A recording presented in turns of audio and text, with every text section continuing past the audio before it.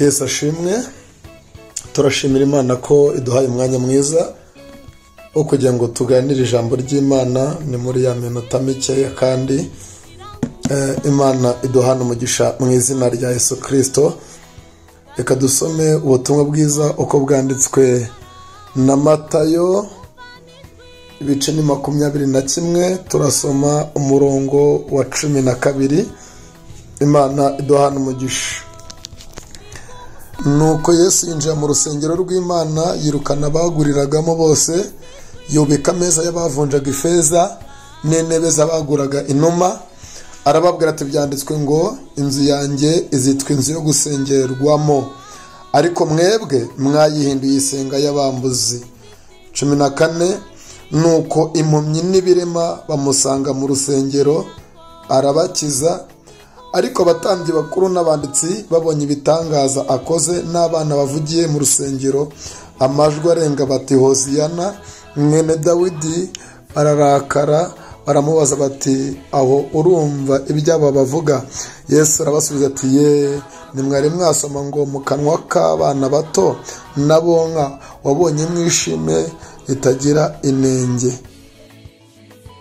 Uko mu minsi yari yabanje, Herode yari yamutumyeho amubwira ko ashaka kumureba, ariko arababwira ngo nimugende mubwiyo ngunzu Herode muti arakora umurimo w'Imana none n'ejo bundi azaba arangije rwose, azaza umwice, kuko ari nta muhanuzi upfa atageze i Yerusalemu.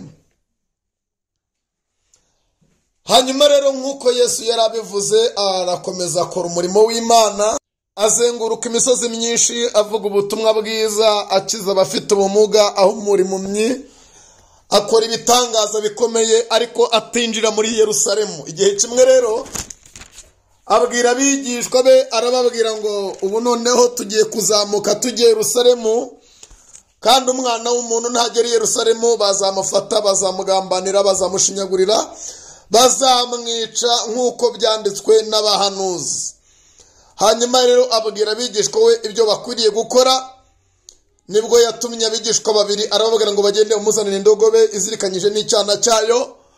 Arababwira ngo umuntu uri buze kubabaza ngo ninde yibatumye, amuze kumubwira ngo umutini databuja uyidutumye. Niko byagenze, bamuzanira indogobe ayicaraho. Amaze kuyicaraho yinjira mu bwiza budasanzwe, yinjira mu buhanuzi bwari bahanuwe mbere y'imyaka 400, bwahanuwe n'abahanuzi benshi batandukanye.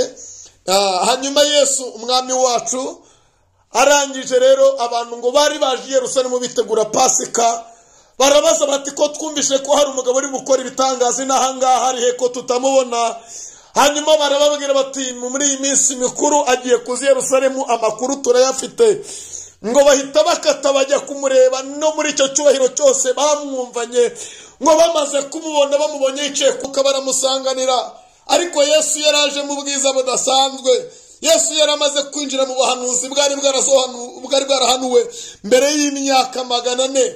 Hanyuma rero bamubona mu bwiza bwinshi, nk'uko Yerusalemu yari yarahanuwe ngo Yerusalemu, dore umwami wawe araje, kandi araje ari umwami w'ineza, aza yicaye ku ndogobe ndetse n'icyana cyayo. Izina ry'Imana nirihimbazwe. Hanyuma Yesu rero ngo bamubonye bazana imikindo, ababyeyi bikura imyenda yabo bayisasa mu nzira. Hanyuma batigeze barepetana, uwo mwanya bararirimba buzuye umwuka wera. Haleluya! Bavuga amagambo akomeye, baravuga bati, Hoziyana, hahirwa uje mu izina ry'Uwiteka. Barangije bararirimba, baravuga ngo Hoziyana hasumba hose. Ntibigeze babirepeta. Iyo ni korari ivutse kugira ngo ijambo Imana yavuze ngo risohoze. Mbibutse ko igihe kigeze cyo kugira ngo Imana isohoze ubuhanuzi, y'ubwayo yishakira abantu. Izina ry'Imana nirihimbazwe.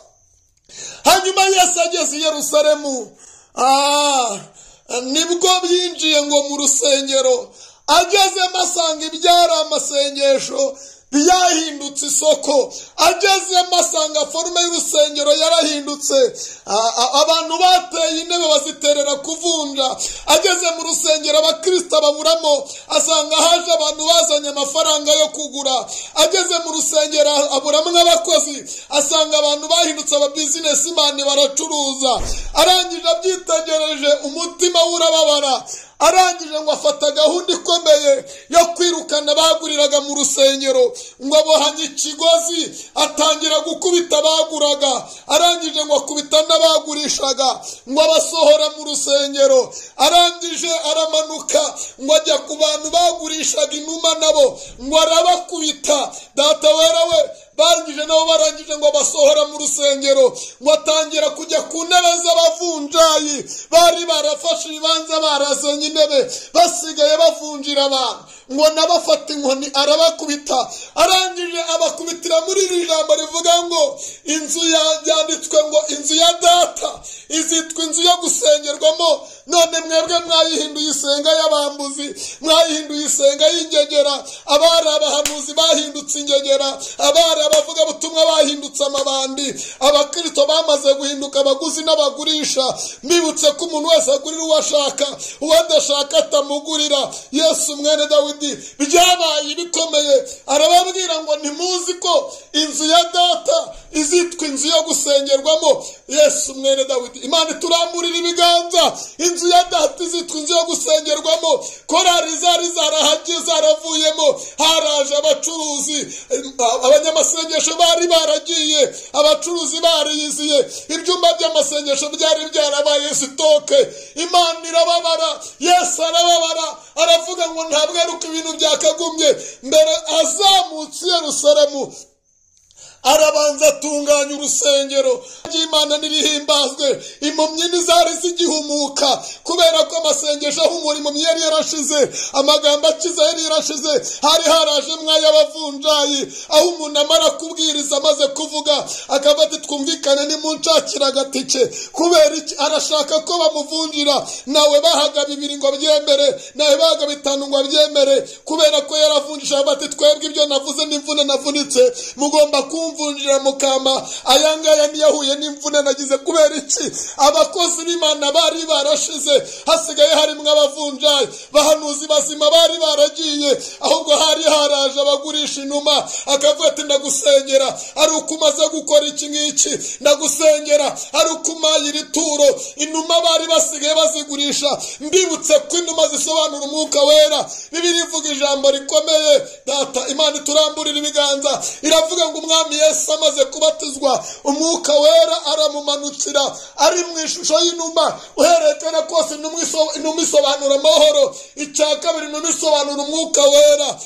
Gatatu inuma isobanura impano. Abantu bari bageze ku rwego rero n'umwuka wera bamugurisha. Ariko reka mbamenere ibanga, ntabwo ari uwera baguze, n'izindi bari barishakiye. Kubera ko igihe kigeze kibaho abantu baragwa. Imana yitegereje Efurayimu iramureba iramubwira ngo Efurayimu yabaye nk'inuma y'injiji, yabaye umukristo w'injizi. Igiramburira itorera ibiganza, kuko abahanuzi b'inyuma bica byinshi mu isi y'umwuka. Imana itugirire neza. Bibiliya ivuze ijambo rikomeye ngarutse Efurayimu muveho, ngo kubera ko yari yivanze n'andi moko arangije amera imvi z'urutarutaro.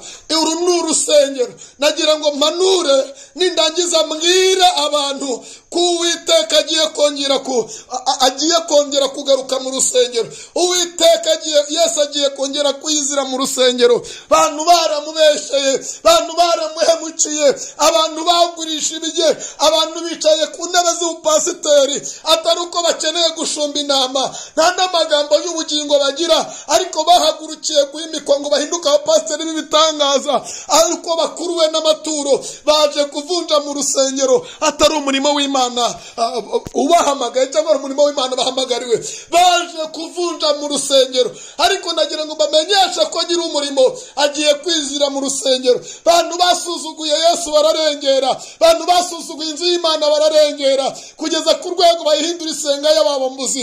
Umuntu yimika uwo ashatse, undi ashyiraho uwo ashatse agakuraho ushatse, bitewe n'imbaraga ngo afite mu rusengero cyangwa se afite mu rwego runaka. Ariko reka mbabwire, mwakinnye hadaraho gukinirwa, mwasindiye hadaraho gusindirwa, mwakoreye amakosa mutari mukwiye kuyakorera, kuko inzu y'Imana ntabwo ari uko bizaguma. Umwami agiye kugaruka mu rusengero, agiye kuza kwisurira abantu. Ikimbabaje ni kimwe, nuko imiryango yanyu muyisigiye akaga, abantu banyu bagiye kuzaboroga, bagore banyu muzabasigira umuruho kubera ko mwahemukiye inzu y'Imana. Yesu agiye kwimanukira, azanye inkoni ye, aje gutunganya urusengero.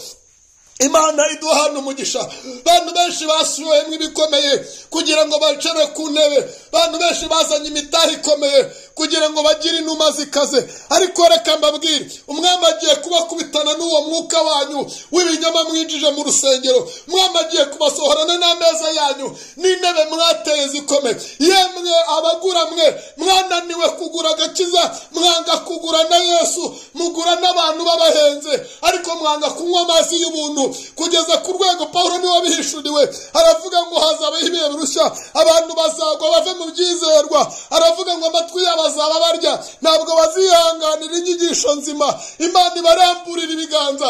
Abantu banze kumva ubutumwa bwiza, bishimira ibinyoma, bishimira gukiranirwa, abantu banze guhinduka. Ariko reka mbamenere ibanga, umwami yavuze ngo agiye kuza mu rusengero. Imana ishimwe, agiye kuza kongera kwikorera. Bibiliya yavuze ijambo rikomeye ngo amaze kubirukana, abarwayi babimenya ko urusengero rwakize. Abantu ntibabakijya Yesu, ahubwo bakatira mu rusengero kubera ko umukiza yari amaze kuhagera. Imana iduhana umugisha mu izina rya Yesu. Impumyi zimenya ko mu rusengero byakemutse, ngo ziramanuka zijya mu rusengero arazihumura. Imana ituramburira ibiganza, Imana itugirira neza. Umwami agiye kugaruka mu rusengero kandi azanye umwuka ukiza. Agiye kubanza kubite kubera ko ntajya abangikanya, ntabwo yakora igitangaza. Abavunjayi bagihari, abagurishije iby'ibipirate bakabesha abantu ko bakize badakize, bakabesha abantu deliverance ntayo bakoze, bagakubita abantu hasi bakabereka ibintu bikaze kandi atari ukuri, ari ibinyoma bya Satani. Urabona habayeho igitangaza kizima, babigenza gute? Imana igiye gukuraho plate za Satani, Imana igiye gukora ikinyoma cya Satani, igiye kubaka ibitangaza by'ukuri. Icyo ni icya mbere. Icya kabiri, igiye kuzana umwuka wera w'ukuri. Izina ry'Imana nirihimbazwe. Narinje kubaburira mbabwire ngo muramenye, umwami agiye gutunganya urusengero. Imuzi yuko imibiri yanyu ari insengero z'umwuka w'Imana uri muri mwe. Abantu babanye n'abahanuzi b'ibinyoma, barangije babimika mu mitima kugeza ku rwego byabananiye gutandukana nabo. Ndakwinginze, imura, sohora uwo muhanuzi w'ikinyoma, sohora uwo mwuka w'ikinyoma, sohora iyo meza y'abavunjayi, abadayimoni bakorera muri wowe, kandi witwa umukozi w'Imana, kandi witwa umunyamasengesho, kandi witwa umukristo. Ndakwinginze ndi imbere y'Imana, sohora ikizira muri wowe, maze wumve icyo Imana ivugana nawe. Imana itugirire neza. Hari itangazo Yuda yatanze, nanjye ndaritanze mu izina rya Yesu. Ni itangazo Yuda yatanze, ni urwandiko yanditse igice cya mbere umurongo wa 4. Yaravuze ngo nuko hariho bamwe baseseye muri mwe rwihishwa, bagenewe kera gucirwaho iteka, ni abantu batubaha Imana, bahindura ubuntu bw'Imana yacu isoni nke, bakihakana Yesu Kristo ari we wenyine databuja n'umwami wacu. Imana itugirire neza. Narimvuze ngo wicumuzwa na pasiteri kubera ko buri muntu yasesera mu pasiteri akageramo.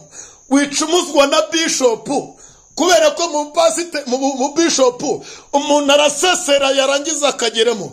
Wicumuzwa na potere kubera ko mu bwa potere abantu barasesera bakabyibigeramo. Wicumuzwa n'abahanuzi kubera ko abahanuzi barinjiye kandi barinjiye muri twebwe ku rwego rukomeye, hanyuma amaso y'abandi ntibayabonye. Iketse umwana w'umunyabwenge witwa Yuda yavuze amagambo akomeye, aravuga ngo mumenye yuko muri mwe bamwe muri mwe baseseye rwihishwa. aravuga ngo hari umunibyi yavuze ngo azakoza isoni izo ndyarya ziyoberanya mu itorero, gusenga zirasenga no kuririmba zigira gute, ziraririmba. Imana ikugirire neza mama, ndakwinginze uhereye none, abantu bagucumiye ariko Yesu ntabwo acumura. Nicyo cyatumye avuga ngo munyigireho kuko ndi umugwaneza kandi noroheje mu mutima. Aravuga ngo namwe muzabona uburuhukiro mu mitima yanyu. Ndakwinginze wicumuzwa n'abaririmbi. Hari umurokore wakwereye imbuto mbi, hari umukatolika wakwereye imbuto mbi. Oya, ndagira ngo nkubwire ngo si impamvu yatuma utakwinjira mu gakiza keretse niba ari Yesu nyirijuru wakwereye imbuto mbi. Ariko nimba ari abantu barahinduka, nawe ubwe baramuhindutse. Ndakwinginze ngo kingukiye rw'agakiza, injira ujya gukorera Yesu kandi uzaharanire kuzana impinduka nziza mu izina rya Yesu Kristo umwami wacu. Amen. Ndagusabye ntiwite ku nsesezi.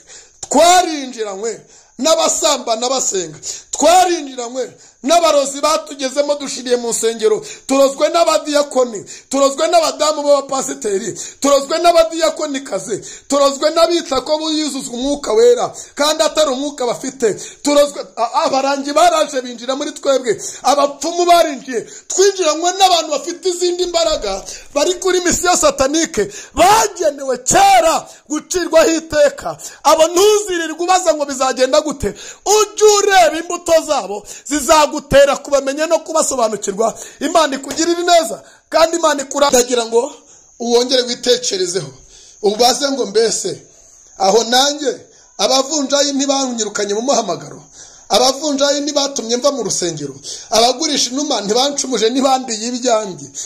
Wagiye ugiye gushaka amahoro, hanyuma uhura n'abakozi ba Satani bakwicira mu rusengero kuko nta hantu hatagerwa n'umubisha. Ni ku muri 396 yavuze. Yaravuze ngo mbese niha abizera bazajya kuba muri iyi si naho tuzacirira. Aravuga ngo nta hantu hatagerwa n'umubisha, ibibi nta hantu twabihumbira. Aravuga ngo naho mu isi naho mu ijuru niho iwabo wabizera. Imana iduhana umugisha cyane. Najya nkubwire ngo rero iki ni igihe cyawe cyo kongera gushaka Yesu kuko agiye kugaruka mu itorero rye. Kandi mureke tuburira abantu b'igikunda, abantu bongere kwezwa, abantu bongere gutunganya, batunganye insengero, batunganye imitima yabo, batunganye ubugingo bwabo kuko umwami Yesu ariyiziye. Yaravuze ngo dore ndaza vuba kandi nzanye ingororano, ngororere buri wese ibyo yakoze. Inshuti y'Imana, ndakwinginze ingororano zawe zirahari. Nibiba byiza uzaraga ubugingo, ariko nibiba bibi uzajya mu muriro. Iki ni igihe cyawe cyo guhunga Gehinomu, iki ni igihe cyawe cyo guhunga icyaha, iki ni igihe cyawe cyo guhunga inzira mbi, iki ni igihe cyawe cyo kuva mu mwijima ukinjira mu mucyo. Ndakwinginze mera Yesu utera intambwe umusange, nawe akugirira ibyiza mu izina rya Yesu. Amen. Mana, mu izina rya Yesu, Mana ifite imbaraga n'imbabazi nyinshi, Imana yadukunze urukundo rukomeye nk'uko ibyanditswe byera bivuga. Yohana yaravuze ngo kuko Imana yakunze abari mu isi cyane yatumye itanga umwana we w'ikinege kugira ngo umwizera wese atarimbuka ahubwo ahabwe ubugingo buhoraho. Uyu mubyeyi ndamusengeye nabona ubugingo buhoraho. Uyu mukobwa ndamusengeye wumvishe ijambo ryawe agira ubugingo buhoraho. Uyu mugabo n'uyu musore ndabasengeye bagira ubugingo buhoraho kandi uhere